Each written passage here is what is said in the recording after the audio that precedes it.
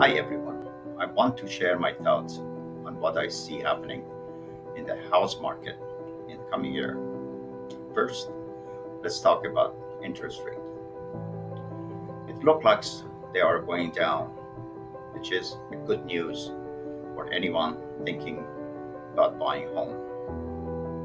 When interest rates go down, it means that borrowing money to buy the house become more affordable.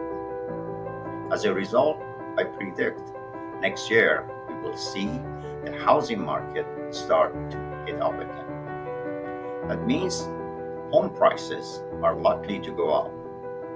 Now, this doesn't mean you should rush into anything. It's always a good idea to do your research and make a smart investment. So, in plain language, my prediction is this: when the interest rate go down, the housing market is set to see prices going up again next year. Keep an eye on the market, and if you have any question or need advice, please don't hesitate to reach out to me. I am happy to be in your service. Happy home hunting. Thank you very much.